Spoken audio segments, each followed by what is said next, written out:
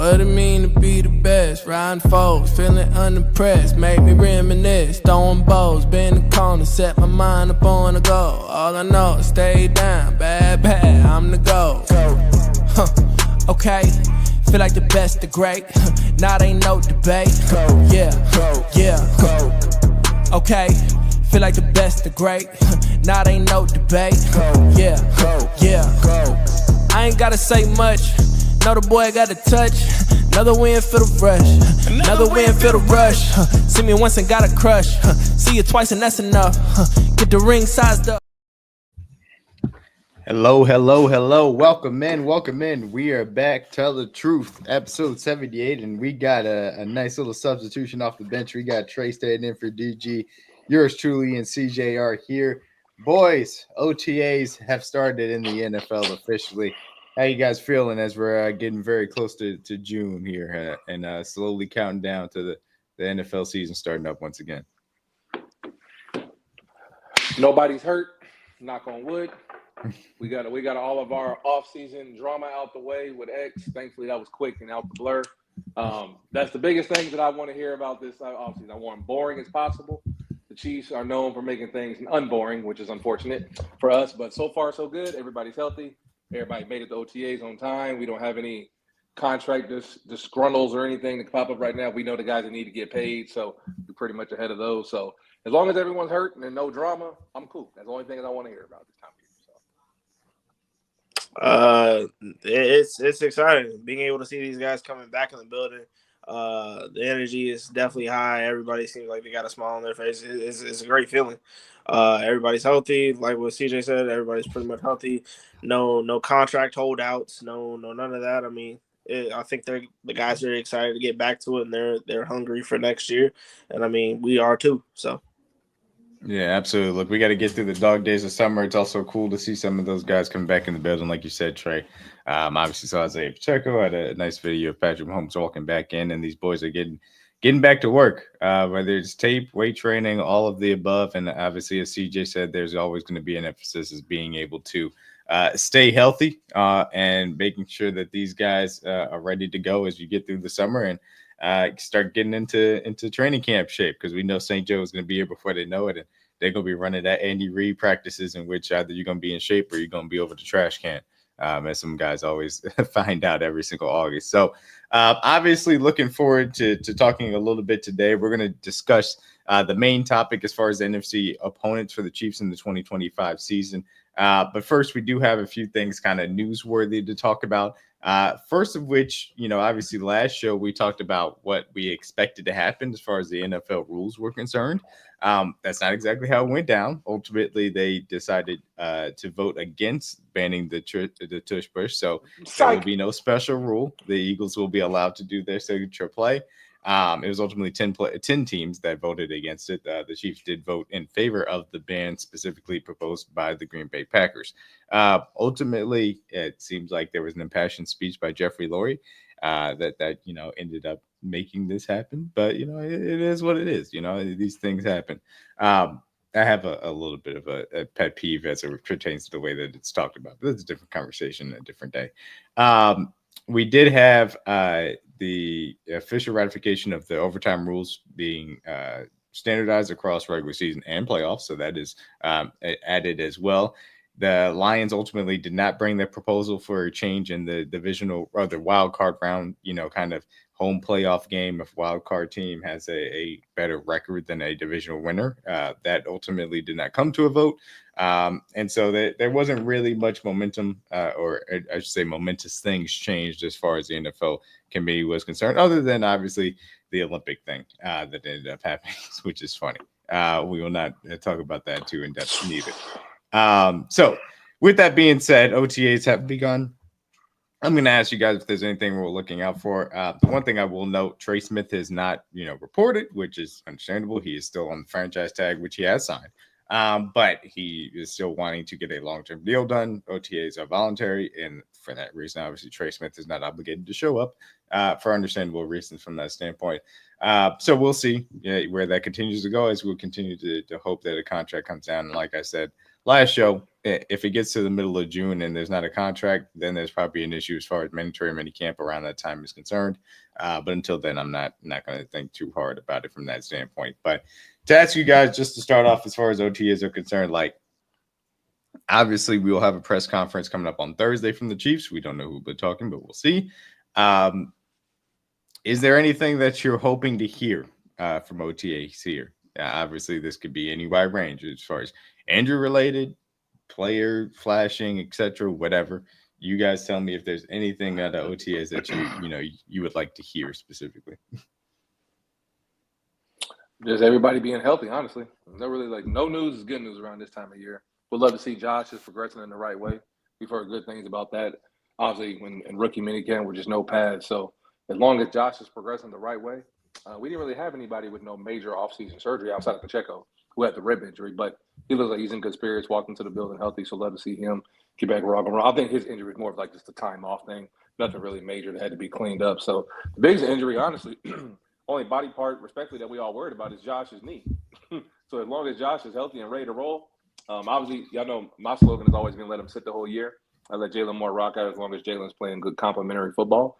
And then we'll see what Josh is ready in 2026. But what the reports has been saying, they think Josh will be ready to go in 25. So if the better is better for them, then if they think he's ready, then I'm okay with it. I don't want to push him. I don't want to rush him at all by any means. But, yeah, that's the only injury-related news I want to hear, is that Josh is progressing.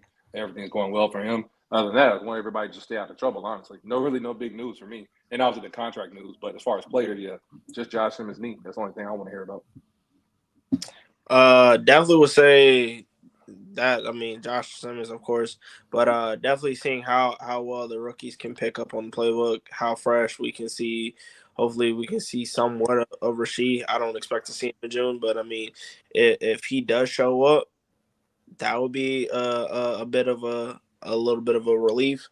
For me, it's just, again, guys staying in condition, guys staying in weight, and seeing how much guys have improved or evolved during this break, seeing how they're gonna transition, seeing how they're willing to take on newer roles, maybe some bigger roles. But I mean, again, the only thing that you can ever really thankful of is that everybody's pretty much healthy. They're ready to go, and I think that they got a lot on their plate, and they got a lot of stuff that they left on the table last year that they're definitely trying to accomplish this year. I mean, that's just probably the end all be all. It's just continuously staying healthy, continuously staying conditioned and ready to go for everybody picking up on the playbook. Yeah, absolutely. And that obviously health is going to be paramount about it. And really, I don't know what the Josh Simmons, possibility of him being out there is. It probably is incredibly low, but last we talked to them, it was kind of, they didn't know what the plan was, or they were still working on what the plan was for what his, kind of recovery and working up towards training camp was going to look like. So any clarity as far as that was concerned would be very nice to hear, as whether it comes in a press conference or any reporting from that standpoint. I'll say two other minor ones. Anything as far as Rashee Rice is concerned, because obviously we've seen him do individual work on his own. If he's able to do any type of workouts here, that'd be very nice to see, obviously, as he comes back from his own knee injury as well. And then the only one is another really minor one. And obviously the rookies are important, but I would say a guy that we expect to step into a major role here with a veteran at his position now off the team. I would love to hear just, hey, Jayden Hicks is out there and soaking up a lot as far as what he's doing on the back end and being around Dave Merritt, around Steve Spagnuolo, because what they're going to ask him to do as far as the safety room is going to be a massive workload. So any little positive nugget there would be nice. But those are really the only ones, because, again, you're not going to get much out of OTAs from that standpoint. But it is worth it at least mentioning as well. And, again, hopefully no injuries along those lines too. So, that out of the way, we are going to get on to the NFC opponents for this 2023 season, or 2025 season, I should say. And obviously, we're going to start here because we are doing the NFC, and we're going to do it in order. We're going to start where the Chiefs season ended in Super Bowl 59, of course, against the Philadelphia Eagles. The Eagles did do a little bit during the offseason to change their team up. Obviously, they signed Saquon Barkley to an extension. Also gave Lane Johnson a little bit of an extension as well. Same thing for Cam Jurgens. They had their guys. They did add Azeez Ojulari and Joshua Uche to their defensive line room, in addition to re-signing Zach Bond as well. And then also as far as some guys that departed, they did trade away C.J. Gardner-Johnson. They also lost Darius Slay to the Steelers. Say goodbye to James Bradbury, Avonte Maddox, Isaiah Rodgers, and Milton Williams, as well as Josh Sweat. And obviously Brandon Graham also retired. They also allowed Mekhi Becton to walk to the Chargers to kind of wrap up, those moves as far as that was concerned. So those are kind of the Eagles' moves. They also obviously started off the draft by trading with us, up one spot to draft G.I. Campbell. They also got one of our Tell the Truth favorites in Andrew Makuba, Ty Robinson, etc. So the question that I'll have here, and for each of these matchups, I'm going to ask you guys if you guys have a key matchup that you're looking for. But as it pertains specifically here, obviously the entire storyline is going to be about the Chiefs trying to get revenge on the Eagles, which me personally, it's not going to be revenge until you do it in the Super Bowl, because it happened in the Super Bowl. That's just the way I look at it. So question for you guys is, can you feel a modicum of revenge? And what level of juice do you think that there's going to be going into this game? And then give me one key matchup that you're going to be looking for as we go up against the Philadelphia Eagles in week 2 for our home opener at Arrowhead. I mean, I guess from a revenge standpoint, we've already beat them in the Super Bowl, so this ain't really like a revenge game for me. It would be different if they beat us in multiple Super Bowls and we lost to them. But the fact that we're 1-1, I'm like, all right, this is kind of like okay, we beat them in one Super Bowl, they got us, they evened it up, and we see each other in the regular season. I mean, I guess from the last regular season standpoint, they beat us on Monday night, which I don't even count that shit because MVS caught that touchdown, we win the game, so we're not talking about that. I mean, it's not really a revenge fight, to be honest, because we don't really see Philly that much. We've seen them once in the last couple of years, and last time we saw them in Philly, we won as well. So, I mean, every time we play them, it's going to be good bumps, it's going to be good football. They're one of the best teams in the league, defending champs for a reason. So every time we're on the field, there's always going to be some type of storyline attached to it, like DMac said. But nothing really, honestly, from a revenge standpoint. From a football standpoint, the matchup, I'm definitely excited to obviously see what we can do against their offense again, because obviously our defense was amazing that night. We showed up. We gave our offense all the chances in the world. We just couldn't get the ball across the 50, which was extremely frustrating. So this matchup, I would love to see us score more points, obviously be more efficient, and just be ourselves naturally.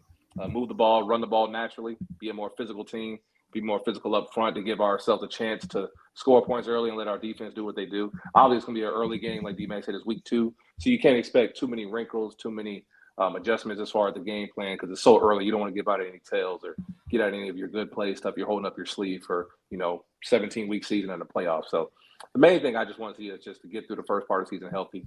It's kind of like my theme of the whole show. I just want to stay healthy, get through the season.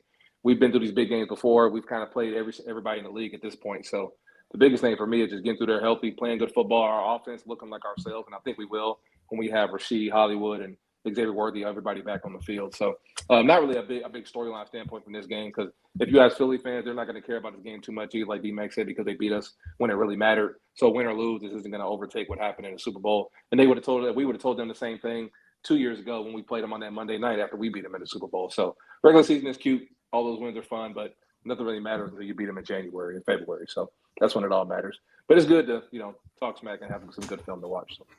So. Yeah. I definitely we gotta understand this is like the guys, they don't feel satisfied until they go back and we win another Super Bowl. Of course there's gonna be a little bit of animosity, but it's not just gonna be with the players, it's gonna be more or less with themselves, because the fact of the matter is that not trying to bring back up the Super Bowl, but the thing about it is it's not like you didn't play your best football. You play like ass. Bring your ass. Trey, you're on Tell the Truth, bro. We gonna tell it as is, dog. Bring your ass. Play like dog shit. Like let's go ahead and just call it what it is. I think it is. I think if there's anybody who's gonna be probably having the most to prove, is probably gonna be the offensive line, because they're gonna say lightning is gonna strike twice. Especially that left side. Whole new, just new stuff. This you got a new left guard. You're gonna have a new left tackle. It doesn't matter who it is, Jaylen or them. But it's up to the other side of the field, other side of the offensive line, when it comes to Creed, Trey, and Juwan, to sit over there and say, well, we're gonna continuously do our job to try and keep Pat upright. And it's not gonna satisfy everything, but it's at least gonna give you a little bit better to say, okay, we know what it is. We're gonna have Rashid back in time, and we're gonna make sure that this is not gonna be like his predecessor, which is we're gonna go ahead and we're gonna give you the best 4 quarters that we've given you without trying to give it like what you said, CJ, without giving everything else. It's just at this whole point is, of course, you want to win, but you just want to show not only to yourselves but also to the NFL world that lightning does not strike twice. Yeah, I feel you on that. And generally, I agree with you. I think that this is going to be a very interesting early test, and obviously coming off of the Brazil game in which you're going to face Tua Tagovailoa and Khalil Mack and those guys that the Chargers have, you're going to get tested again. Obviously with this Eagles front, and obviously there's going to be times in which they are trying to isolate Jalen Carter on Kingsley Suamataia, playing left guard there for the second time, and technically it would be the third time in his NFL career to that point if he ends up winning the job. So offensive line is obviously going to be the major storyline because that is the thing that sunk them in the Super Bowl, and they're going to have to prove it accordingly. But I'll ask you guys, outside of the offensive line, is there any other matchups that you're going to be watching for versus Philly? Always Trent McDuffie versus AJ Brown. It all starts and stops with him. Obviously, they're gonna try to give Saquon the ball early. They're gonna try to run the ball. Our run defense was very stout the last 2 years, so I expect that trend to continue. But every time they played him, I know AJ Brown wasn't too satisfied with his touches last year, so I expect him to be a little more vocal, as if more than he already is. So I expect him to get the ball early and often.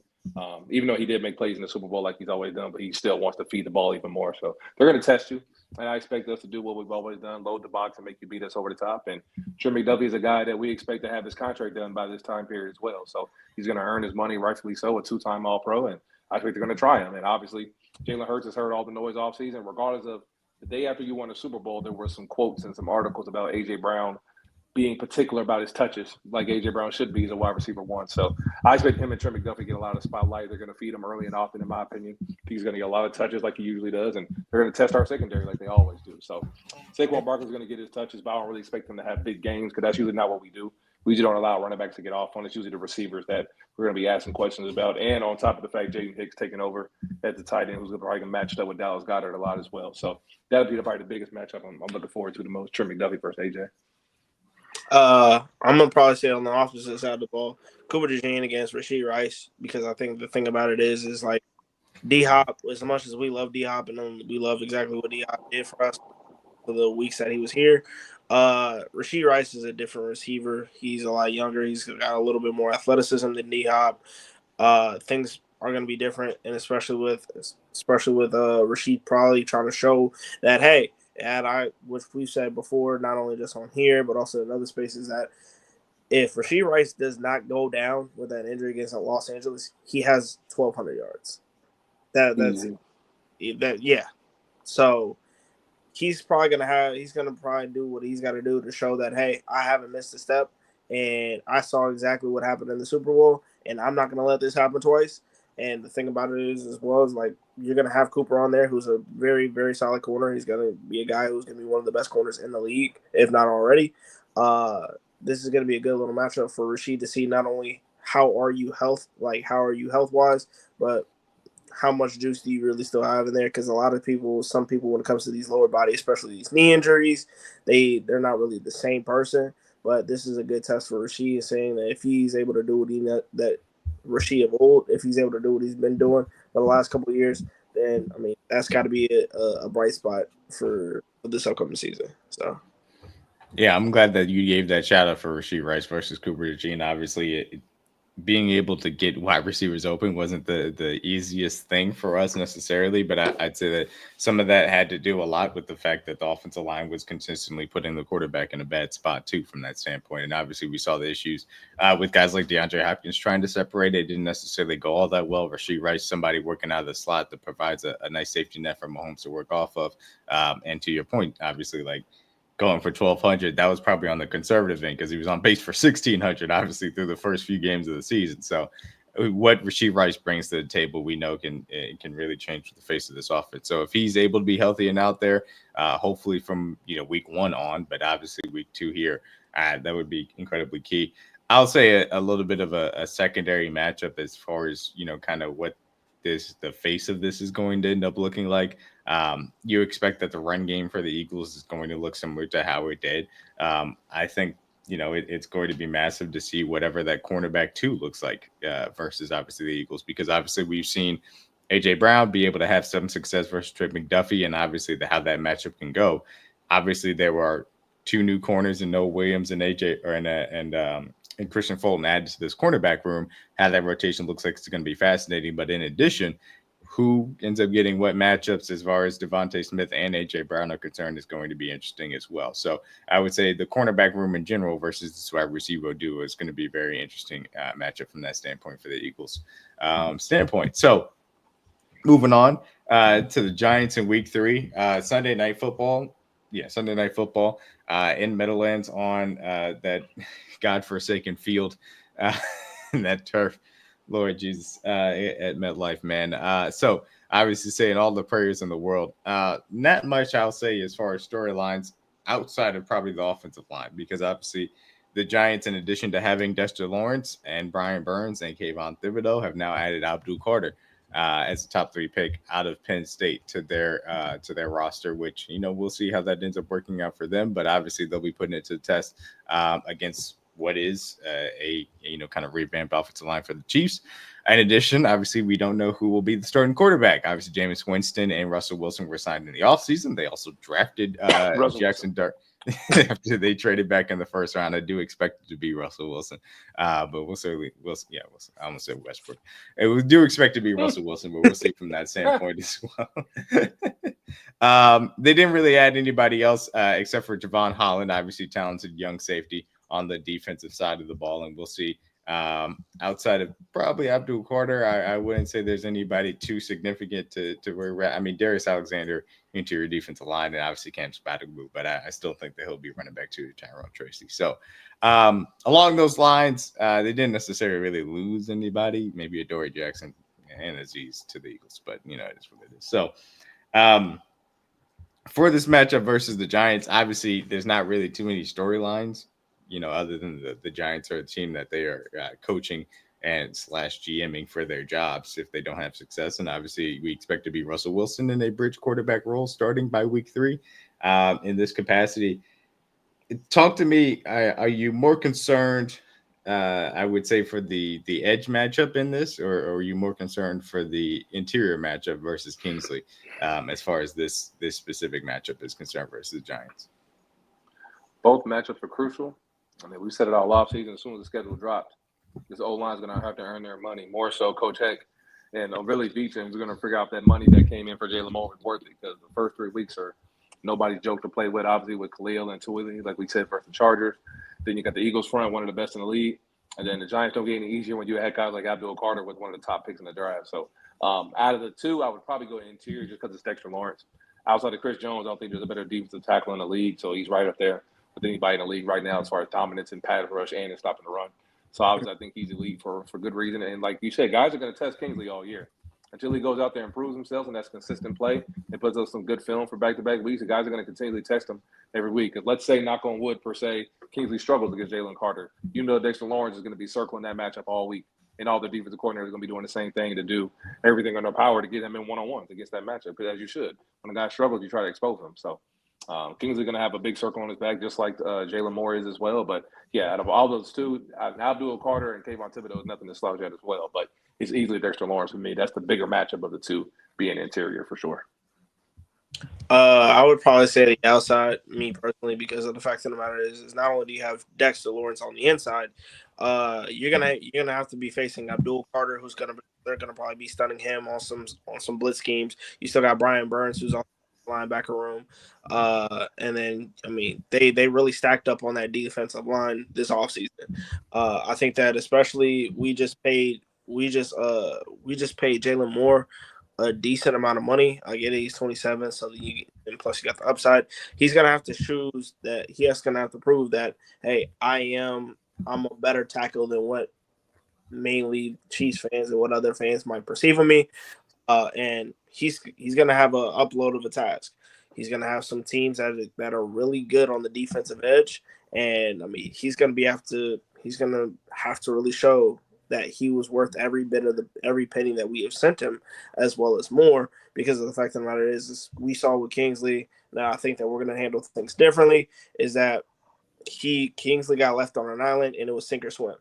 And same thing goes to, I'm pretty sure the same thing is going to go with Jaylen. Is it's going to be sink or swim. So we saw the tape. We saw what you're able to do when Trent Williams is gone. But now it's your time to really show from a 17 game basis that, hey, I know what's on my plate, and I got to be able to track each and every one of them down and keep that upright. Because if pass starts leaning more to the right side, then defenses have easier opportunities. They're going to be stunning more to the right side, and then it's going to make our passing game really go down.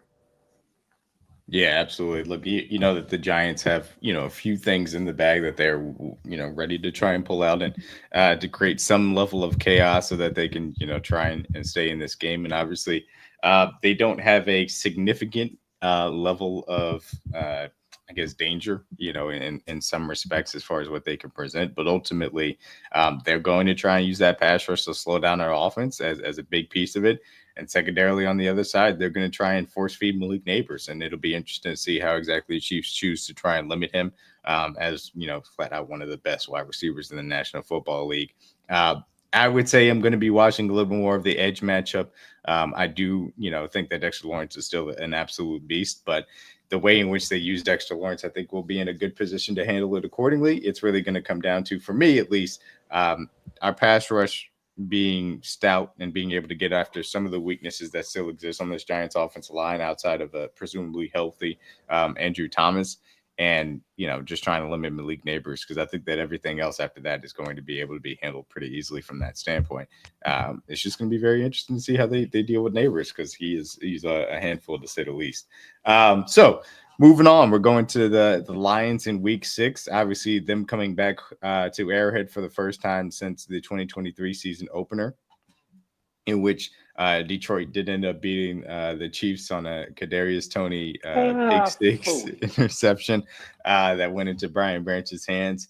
Obviously, the Lions had a disappointing end to their season after they suffered a lot of defensive injuries, most notably, obviously, to Aiden Hutchinson. And they ended up losing in the divisional round at home to the Washington Commanders in a great Jayden Daniels game, which obviously we'll talk about Jayden Daniels a little bit later on as well. As far as, what they did, they lost a few guys. They lost Carl Davis to the Patriots, lost to Darius Smith as well, Kevin Zeitler. So they'll be bringing in a new offensive guard as well to kind of deal with that situation as well. I was going to almost get to the acquisitions. Almost. Here we go. We got Trey back. There we go. I just lost my train. There we go. And then in addition, they brought Marcus Davenport back. They also brought Levi Ozarike back, interior defensive line help. They did add Avonte Maddox and DJ Reed. DJ Reed coming over from the Jets. And they also brought in Kirby Joseph, or I should say extension for Kirby Joseph specifically. Yeah. To add to their, or I should say continue to add to their safety room, which is really good. In the first round, they drafted Tyleik Williams, and then in the second round, they added Tate Ratledge, the guard out of Georgia. So those guys seem to be probably, at least in the mix, to feature prominently as far as their trenches are concerned for a team that was really good in the trenches last year, even despite the injuries that they had on the defensive side of the ball. So obviously, this is an explosive Detroit Lions offense. Jahmyr Gibbs, Amon-Ra St. Brown, Sam Laporta. They got a bunch of different guys that they like to attack you with. They're replacing both of their coordinators, as Ben Johnson and Aaron Glenn both had head coaching jobs, so that'll be a storyline to watch. I'll ask this question, and it'll be a kind of a two-parter, as it'll be in concert with the next opponent that we'll be facing, CJ. The Lions and Commanders are going to be two teams that are going to be trying to challenge, obviously, the Eagles for the NFC. Which one do you see as a bigger threat for the Eagles, the Lions or the Commanders from that standpoint? Both teams can get it done offensively. I mean, if I'm the Eagles, which team would give me a harder task? That's tough. Because obviously in a playoff game, if I'm the Eagles, I'd much rather play Jared Goff than Jayden Daniels, just because Jayden's so explosive. He can extend plays with his legs. But at the same time, the Lions, I think right now are equipped, if they get guys like Aiden Hutchinson back healthy and continue to build on that defense, like we said, I think they're going to be more equipped to be better, to give any type of resistance to their offense. It would be Detroit, in my opinion, just because they have the secondary to do so, to give guys like A.J. Brown, obviously Dallas Goedert and Smitty issues. Obviously, neither defense is really built to stop the run, in my opinion, especially when it comes to guys like Saquon Barkley and their offensive line. And obviously, they added other guys in their backfield as well. Then they add, if I'm not mistaken, did A.J. Dillon go to Philly? Did he sign with them? Or am I tripping? Did A.J. Dillon go to Philly? I think I'm not crazy. I could have sworn he signed with them, unless I'm tripping. He might have. I think he did. But no, I think he did go to Philly. Yes. Okay. Oh yeah, that's another big back they got to deal with on goal lines on top of their tush pushes. So neither team really is built to stop the run in that regard. Obviously, with Lolo for the Commanders trying to jump off the multiple times, which was hilarious. So I mean, if I'm Philly, either team, I would think I'm very comfortable with playing. But if I have to pick one, I'll probably just say probably the Lions because I like their run game. And I think they can give them more issues as far as trying to keep the ball out of Philly's hands and making them drive the lanes down the field. But I think neither defense is really equipped to, really slow down what they do right now. But yeah, I mean, if I'm Philly, I'd much rather play Detroit than the Commanders, just because Jayden Daniels' legs are just so crazy. But I don't know if their defense is really ready because I think they played above their means last year, and that goes into account of obviously Jayden not really having much film on him and him exceeding his expectations of last year. But right now, I think the veteran-led team is going to be the better football team. They have better players around Jared Goff that are going to make great plays for him and extend the game. And obviously, the home field advantage is everything. And when Detroit plays at home, they're a good football team, tough to beat. So, yeah, that's a toughie. I think either one of those teams would be a good matchup for him. But I think if I'm Philly, I'd rather play Detroit than play the Commanders for sure.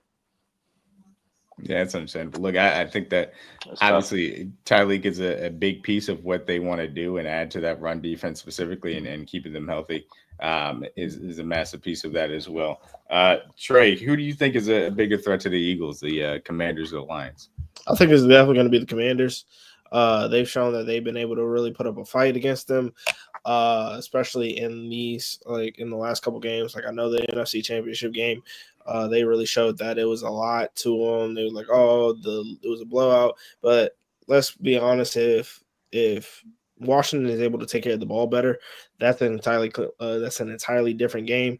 Jayden Daniels was able to prove that he can go best of the best with any of these teams, especially in not only in the division but also in the conference. They definitely went out in free agency. They got some guys. They did a pretty solid draft in they did a pretty solid job in the draft. They got Josh Connerly in the first round, and they went back and definitely addressed some much needed positions, especially back in that cornerback position. I think that especially like now where they see themselves at, Washington not only was this boost needed for them last year, but now they're out there saying that, yeah, we can compete with any of these teams in the NFC as well as we can compete with anybody in the NFL. So I'm definitely going to say that it's probably going to be the Commanders. Jayden Daniels, he's really fun to play, and it sucks that we're going to have to play him this year because I really love his game. I love what he's able to do, especially going up against the blitz. And I just think that, hey, if there's anybody who can knock Jalen Hurts off, it's definitely going to be Jayden Daniels. Yeah, I guess it's going to end up being a little bit of a hot take for me, but I still think that there are significant holes on the Commanders roster that don't necessarily make me feel great about them replicating the year that they had last year. I still don't love their pass rush. I still think that their secondary leaves a lot to be desired. I mean, yeah. If Debo's healthy, I suppose the wide receiver room is fine, but I don't think that outside Terry McLaurin, there's anybody that concerns me. And I think Jayden Daniels is due for a sophomore aggression, not because he can be, worse as a player, but just theoretically. I think that by definition that there's going to be that. So I would say the Lions because they suffered catastrophic injuries on the defensive side of the ball. I think those guys are going to be healthy. I think Tyreek will help their run defense. Could they have added a better secondary pass rush to go with Aiden? I think that's certainly a discussion. And obviously their ability to get after the passer in general is going to be a question mark without Aaron Glenn. But I don't know. I think the Lions are a little bit better positioned. Now, personally, I'll say this: neither one of these teams would be my next contender because I do have a hot take that I think the Rams are the second best team in the NFC as we stand here today. That's a hot take. I guess to some people it might be. I don't know. I'm thinking Rams over both of them for real right now. Yeah, absolutely.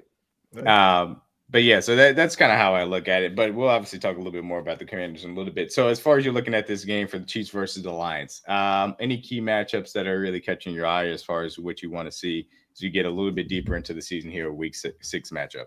Sam Laporta, boy, oh boy. Obviously, we know our struggles with tight ends the last couple of years. So Jaden Hicks is going to obviously get his introduction to be a full-time starter this year. We're excited to see his growth and obviously more commanding of the defense. And like DMac said earlier, being more in tune with Spags and Coach Merritt and learning everything about the defense and being on that mental level that Justin Reed was at just didn't – he's going to bring in that athletic ability that Justin was lacking in certain areas. So I'm super excited Jayden this year, but I think that'll be a great matchup for him. Sam Laporte is one of the premier tight ends in the league. I think we all agree he's probably a top 5 guy right now, even with he was dealing with the knee injury he was coming off last year. So he's going to be a focal point of their offense. Obviously, he's going to get the ball. A lot of touches from Amon-Ra, Gibbs, and Montgomery are going to be the focal point of their run game as well. But when it's money time, when it's third down in red zone, they're usually throwing the ball to either Laporte or Amon-Ra.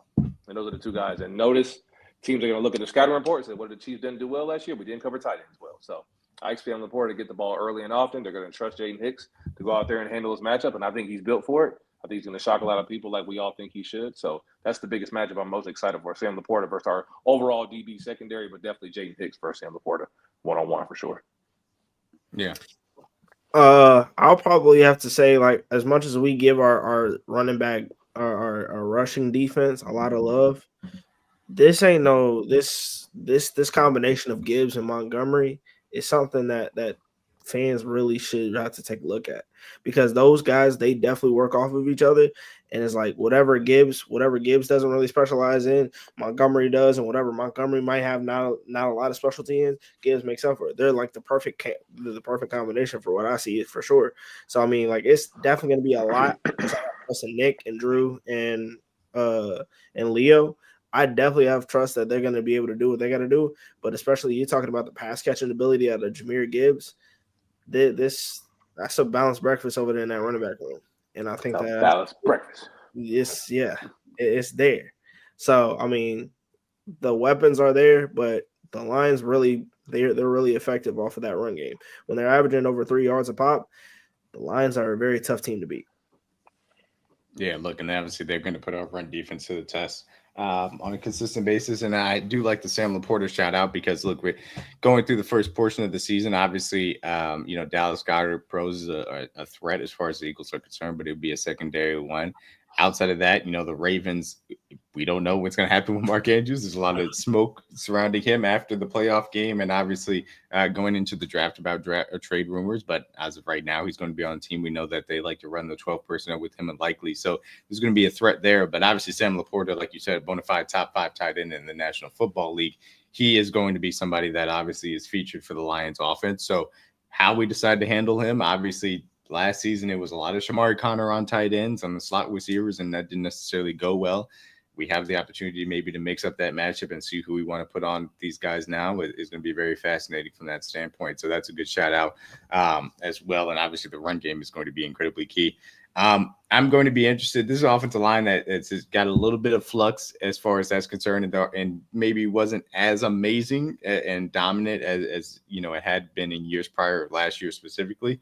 So I'm going to be watching how our defense can try and affect Jared Goff, because ultimately we know getting pressure on him is the way that you can affect the game and force him into some turnovers. I want to see if our defensive line can overcome a really tough matchup for their offensive line. And if we can, then put ourselves in position to maybe take the ball away a few times and kind of turn the tide as far as this Detroit Lions matchup is concerned. So moving on.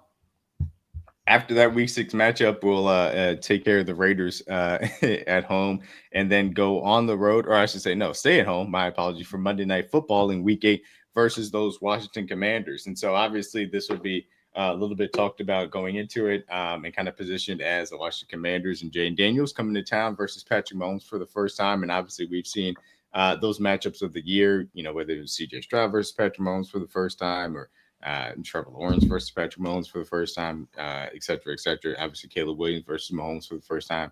How do you guys feel about Jayden Daniels and what Steve Spagnuolo is going to get a chance to look at as far as his first matchup versus the reigning Rookie of the Year from last year? It's going to be a big week for the linebackers for sure, because you're going to have a spy on him. You got to treat him. Is it too early? Well, yeah. I don't want to give him like Josh Allen praise because it's only 1 year of work. But from a strictly legs and athletic standpoint, him and like Josh Allen, Lamar Jackson are probably the only guys we're going to see with that athletic ability, right? That can extend those type of plays with their legs. So I think you treat them no different than you play a guy like Lamar, or if you play like a guy like Josh Allen, because we saw Jayden do it all year. Plays dead, Terry's not open, Zach Ertz isn't open. He figures out a way to extend the play, either runs for a first down. He ran for a lot of touchdowns last year as well. So I think it's going to be a big week for the linebackers as well. Hopefully Jeff Boss is obviously more acclimated and more and comfortable and in tune with the defense by that point. Because this will be week 8 of the season, so that'll be about halfway through the year. So usually the rookies get more comfortable with the system and get more trustworthy plays and trustworthy snaps in big moments. And this is going to be a Monday night football game, so no better time to have that extra day of preparation for him as well. So yeah, this is going to be a big Drew Tranquil, big obviously Nick Bolton week, and Jeff Boss is going to be guys that are going to have to keep their eyes on their luggage. And Jayden Reed loves to use the ball in the run game, and Cliff loves to get him involved, especially when they're in the red zone, using his legs, like I said, use him as a threat to not only have run pass options, but use him as a primary option in the run game as well. So yeah, definitely the linebackers, QB spies, keeping their eyes on their luggage, and definitely playing Zach Ertz, who's another good option for Jayden as well, who made a lot of big catches for him. But yeah, definitely keeping Jayden Daniels in the pocket because he's going to extend plays for sure, which I expect him to do that because I think our secondary is more equipped to handle this receiving core they have in DC. So I definitely think it's going to be a big week for the linebackers and the edges, just overall containing Jayden Daniels for sure. Mm-hmm.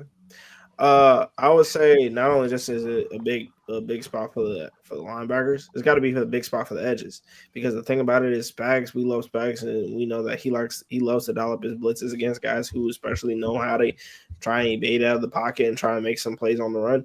This is going to be on the edges. Can you get home? Can you keep Jayden Daniels? Can you keep him back in the backfield? Are you not going to? You got to be able to solidify your tackles, because if you let Jayden scoot out of one and there's nobody who can back him up, Jayden's going to go for at least another 5 to 7 yards. So it's got to be not only just when Spags does dial up his blitz schemes, it's a matter of, can these guys get home? Can these guys make take Jayden off of his rhythm? Because we've seen Jayden's been exceptionally well, not only just in zone coverage, but he showed that he's better when he's blitzed. So it's a matter of when he is getting blitzed, because we do know Spags is going to try and test the young quarterback. It's going to be a matter of, do you have guys who are going to be able to read his eyes and be able to make a play, or can you keep Jayden Daniels in that backfield and not let him scamper off and make plays on the run? Mm-hmm. Yeah, I mean, look, it's certainly going to be a situation where you don't want to be stuck blitzing Jayden Daniels, and he's already really good as far as that aspect is concerned of being somebody that can make you pay, obviously with his legs, but also his arm from that aspect. You don't want to make things easy, and obviously they have Terry McLaurin who can get after you from that standpoint too. So I would like to see by this point in the season where the impact pass rush is coming from outside of Chris Jones. We have some guys that we, think could do it, whether it's bringing over Jerry Tillery, who we think can give us some of those rotational snaps that you got from Tershawn Warden. We obviously drafted Omar Norton a lot, second round. And so hope, by this point, he's making some type of impact, especially with the interior pressure. Nashon Gelati, obviously, we're hoping for another step from Felix Anduke-Uzomah and really a break year for him. George Kalafdis taking another step would be useful too. And obviously, Charles Omenihu fully removed from that ACL injury. So hopefully by this point, we have some guys that are really making an impact as far as getting after the passer, and you don't have to blitz all that much, and be able to rush with discipline and create some havoc in that backfield is going to be key as well. I'll say I'll be interested to see what the wide receivers look like. I think this is still a secondary that you can get after. Obviously, they have Lattimore. Obviously, that they have Mike Sanders still turned in a very good rookie nickel season. Take advantage of the aspects of the secondary that I still think can be taken advantage of. Particularly, I think the safety room is still sweet. So if you hopefully have the deep ball working by week 8 of the season, that would be great too. Any other matchups you guys want to give a shout out outside of kind of just the Jayden Daniels stuff in general? Charles Omenihu and Laramie Tunsil. I think that's going to be a big time matchup. Whoever's on that right side of the edge, because on that left side, is because Tunsil's going to be there. They brought him in. So if we can do like what we did to Trent Williams a few years back, which is you're able to knock him off of his rhythm, knock him off of his technique, and you're able to really cause havoc and really shut down the run and really keep Jayden Daniels within the pocket, that's got to be a win. So within there, I trust Trent on Scary Terry. That's one of the things I do feel comfortable with. De'Ami Brown or whoever, or Debo or whoever is going to be out there on that field, I trust and believe that my guys out there, especially Nolan Williams, I think that he'll get some playing time for sure. Those guys got to show up and play. You can't be sending over here, we do a zero blitz and we leave 1-on-1 and Jayden Daniels beats us over the top. That's not something we can allow. We got to be able to make sure not only is that shut down, give him no passing lanes, but you also got to take care of him up front. Yeah, understandable as far as that's concerned. And obviously, Larry Tunsil was their big offseason acquisition to hopefully solidify that offensive line. And so, obviously, how our edges choose to deal with that. We had a little bit of success versus him, obviously, when he was in Houston and certainly in the divisional round last year. We'll see how that kind of carries over. Obviously, what type of plan we have for Deebo Samuel and Terry McLaurin in that wide receiver room as well. And then they did add Trey Amos and obviously Josh Conley Jr., two guys that we talked about a lot as far as Still Truth was concerned, as far as draft prospects. So be interested to see where those guys are at in this point of the season. So moving on, obviously we won't face another NFC opponent, and you guys talked about kind of the athletic quarterback aspect of it. We'll be having, obviously Josh Allen right after this game, and then Bo Nix, and then maybe Anthony Richardson or possibly Daniel Jones in Week 12. God, please let it be Daniel Jones. Please let it be Daniel Jones. Please, Jesus. I would feel so much better about it. Let it be Daniel Jones. God, please. Like, we know Daniel Jones going to mess up at least once. We'll be talking about the Anthony Richardson and Daniel Jones of it all in the AFC non-divisional opponents show next week. So moving on. Thanksgiving, week 13, after going through those three AFC opponents and the bye week sandwiched in between, we'll be facing the Dallas Cowboys in Jerry's World down in Arlington on Thanksgiving 3:30 Central Standard Time, in a game that's expected to break viewership numbers and hit over that $50 million mark. Obviously, the Cowboys have undergone a little bit of changes. They have a brand new head coach, and Brian Schottenheimer. He's not junior. He's just Brian Schottenheimer. They brought in Javonte Williams and Miles Sanders to try and help out with their running back room. They also signed Dante Fowler Jr. from those Commanders, as we mentioned earlier.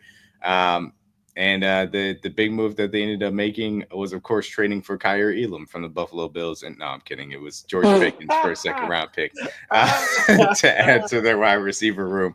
Who is that? Oh, yeah, that Juju kid. Yeah, I remember him. Yeah. Yes, of course.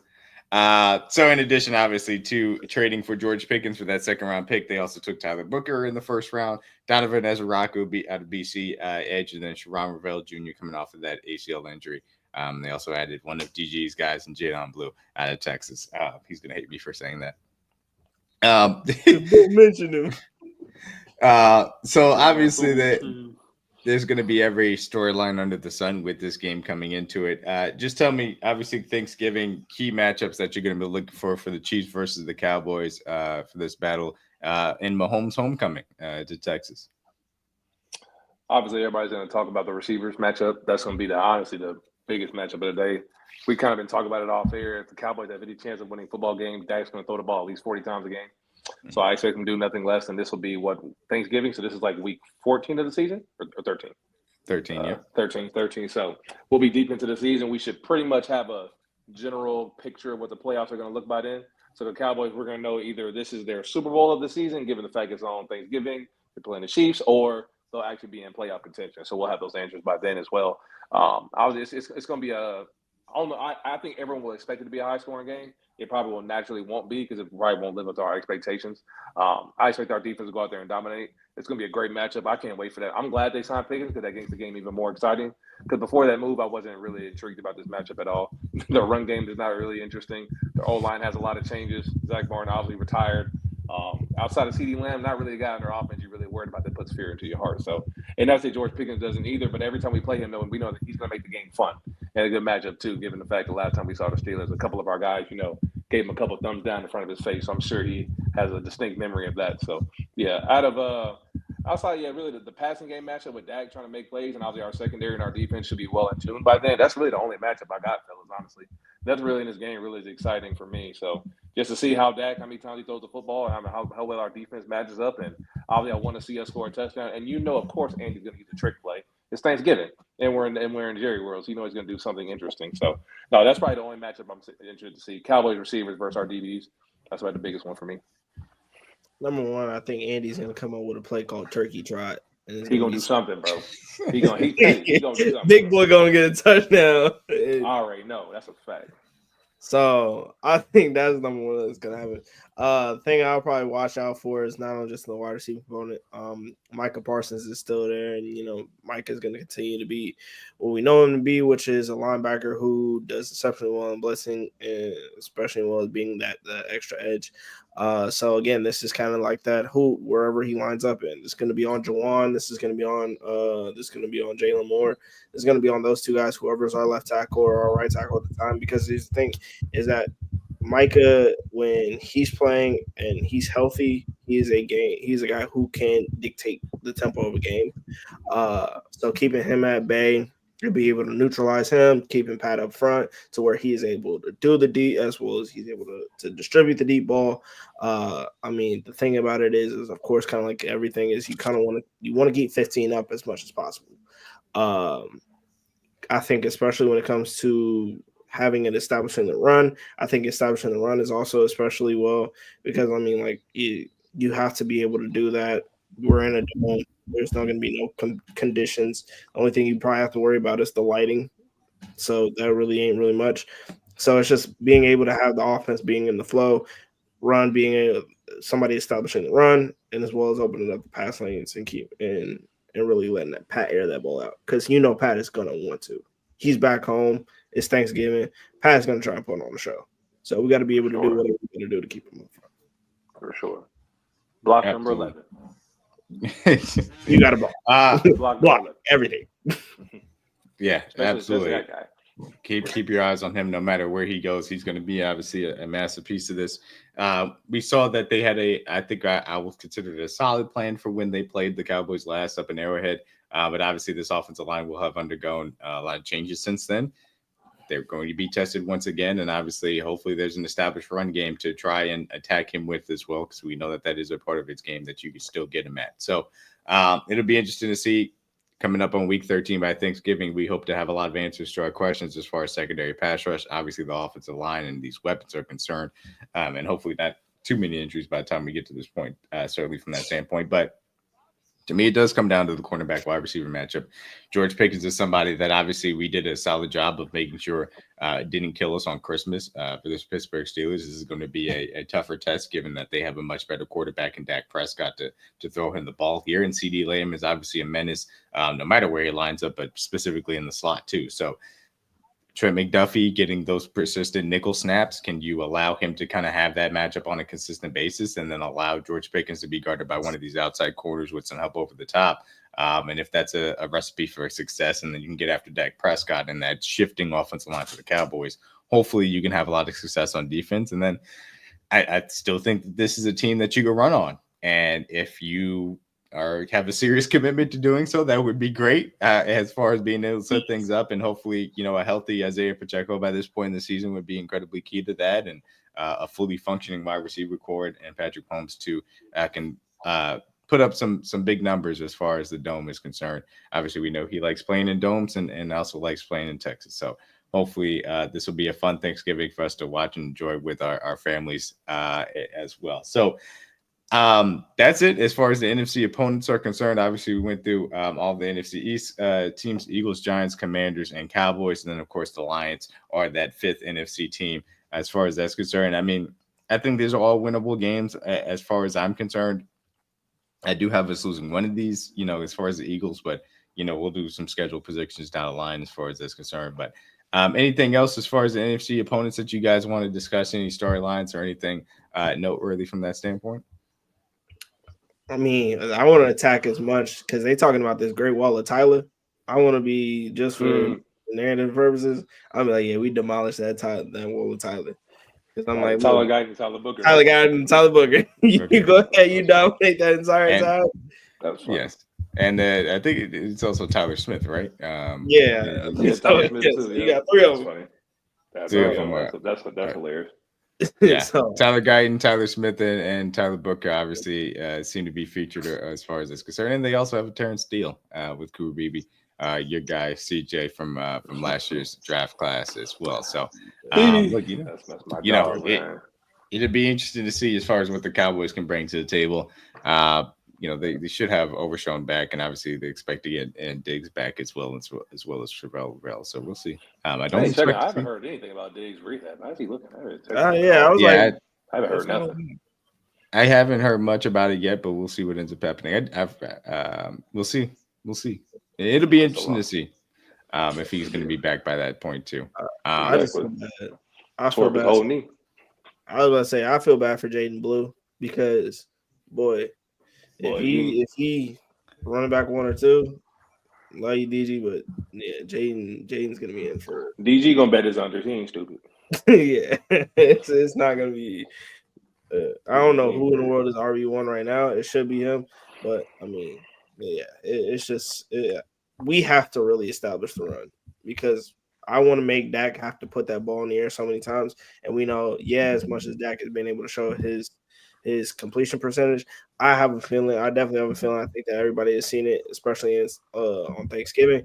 Dak tends to get a little too careless with the ball, which means that opens up opportunities for turnovers. So I mean, Trent, he's not really that much of he don't really be getting that many interceptions. But I mean, like, hey, right? Why not have for now? Yeah, for now. For now. But I think him or Noel could definitely step up again. Noel could get his first NFL or however many NFL interceptions that he gets. I mean, this could definitely be a position where if you're able to really put Dak under pressure, because knowing the fact that they didn't really do anything helping them on the running back compartment, if they're able to really make Dak put the ball in the air, especially in desperate precautions, I definitely like our chances of getting a turnover. For sure. Yeah, they're gonna put the ball up in the air a lot this year. It's just reminded me of CJ's conversation about the teams that can make the playoffs. But no, I think that they will be putting the ball up a lot this year. Well, I hope that this team can be opportunistic. If they're not, it's going to be a little bit disappointing. I think we saw a little bit of that kind of down the stretch, but it didn't really carry into the playoffs. Maybe outside of a little bit of some of the sack standpoint, but this has always been a team that hasn't necessarily been great at taking the ball away. That's why I was really excited to see the Noel Williams pick, because that is something that he specifically specializes in. So we'll see if he has an opportunity to try and make an impact this year as well. I love the length he has. No Diddy, but just his long arms, how big he is. He's a physical tackler. So if we decide to move on from guys like Jaylen or Josh next year, he steps right in. So it just fits the mold of what those two guys did very well and better because he takes the ball away. So yeah, I love everything. Him and Noel and Jaylen are just, hopefully around this time we'll see those guys start to have more of an influence on the rotation in their rooms by that point. So. And the sad part about it is we talk about how we don't really get that many turnovers. It's not because of the fact that we're not there. Like, there's been some turnovers. There's been some turnovers on the air. But we continuously, one of the things that we had an issue with as DBs is they dropped the ball. Yeah, Jay Reed, he dropped a few interceptions. I think Trent dropped a couple interceptions. Like, multitude of players, they've had opportunities of getting turnovers, and it was right there, and they don't know how to hang on to it. So I'm like, capitalize for sure. I mean, because I'm like, especially that Buffalo game, we should have 2 picks that game off. Yeah, we should have had 2 of them.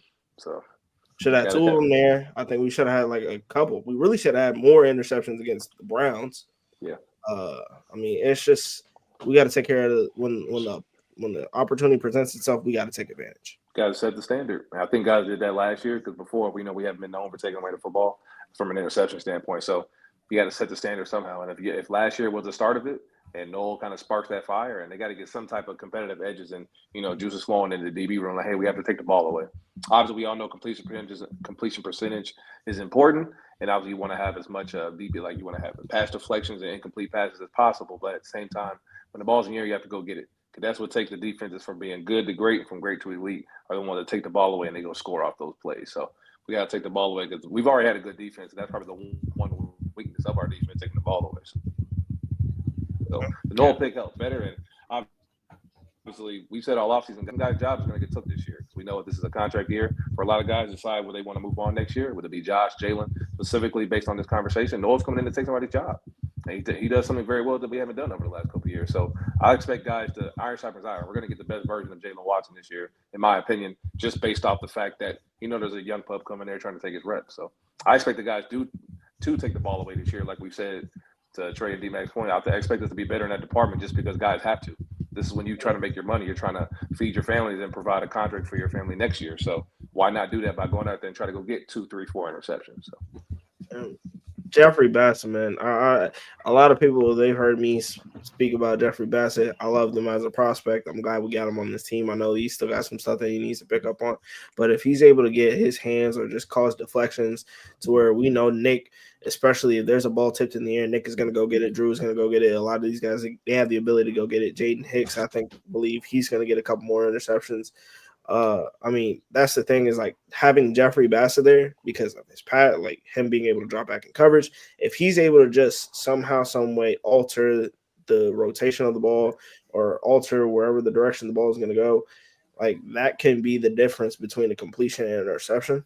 And I think that having Jeffrey on that side, with especially learning from Nick, he's going to be learning from Drew. He's going to be able to learn a little bit more from Leo on how to pick up the playbook, and as well as being able to tackle in space, which that's something else that we desperately need in the linebacker position, was a linebacker who could tackle, who can complement Drew, Leo, and Nick in tackling in space.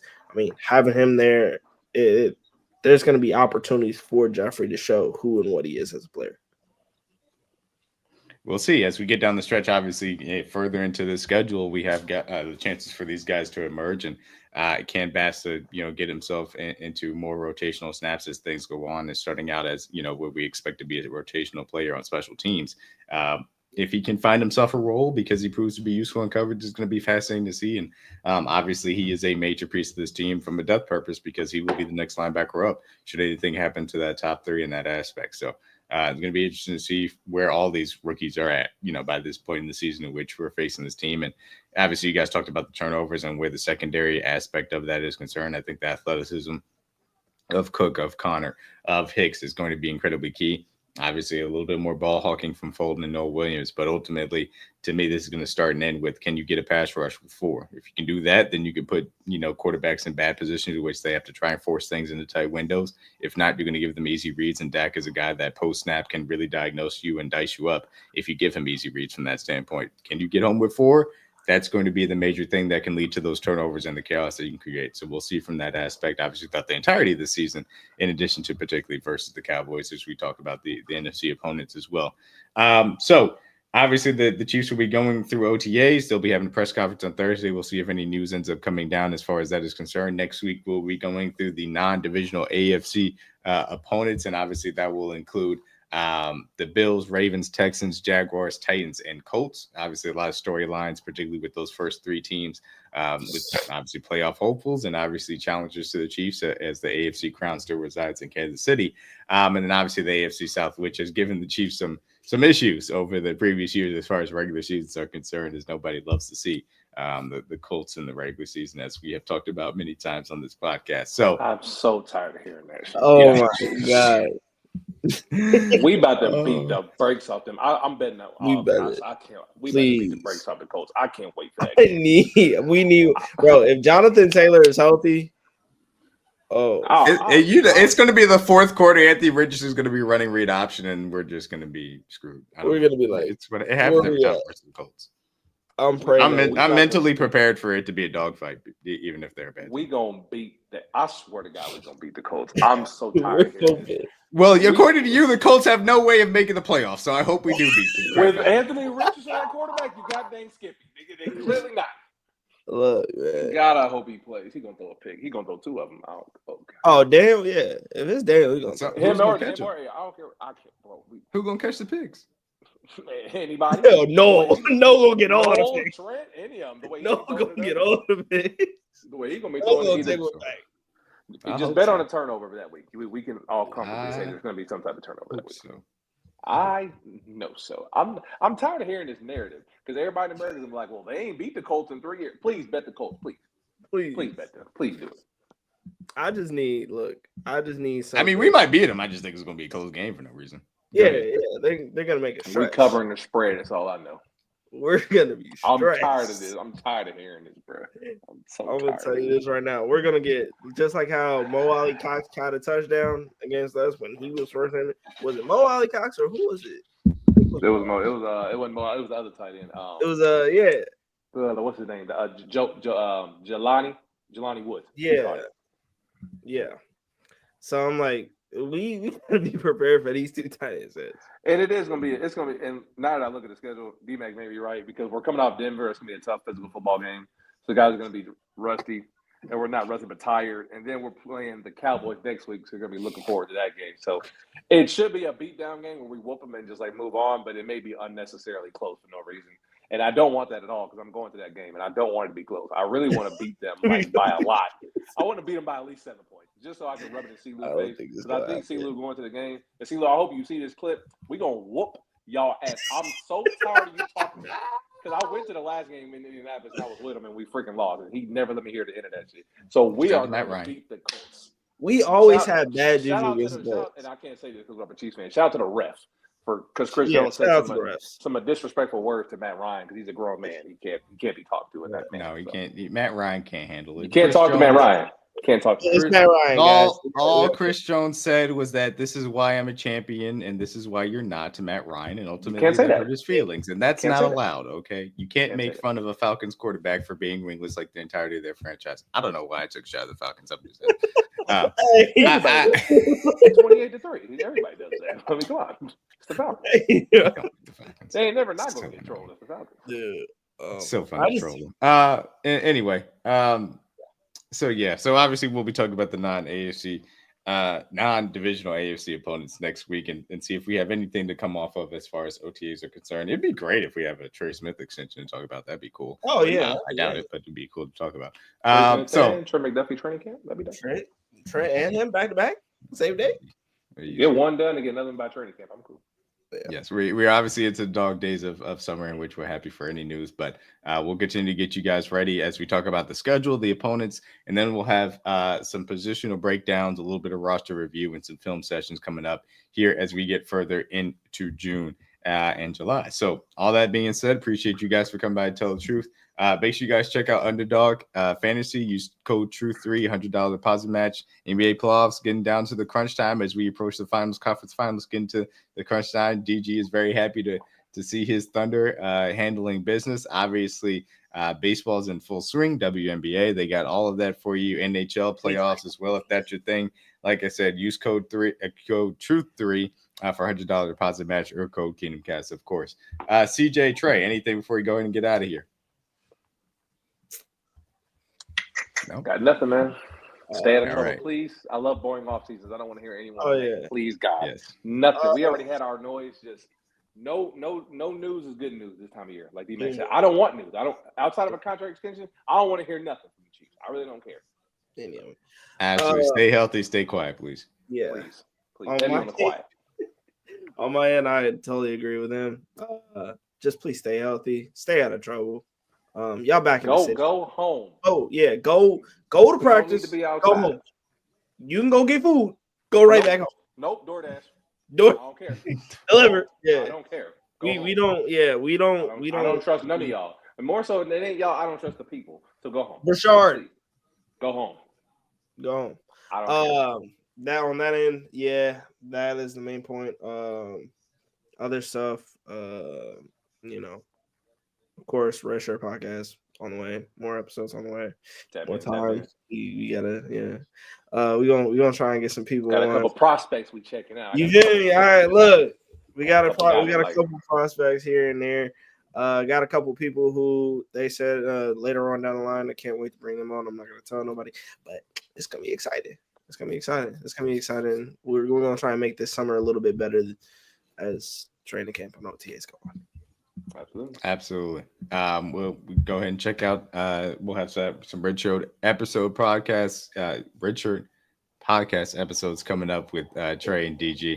Obviously, Tell the Truth will be back on Tuesday. KingdomCast on Thursdays, man. Nothing else to be said, man. Peace out. Go Chiefs.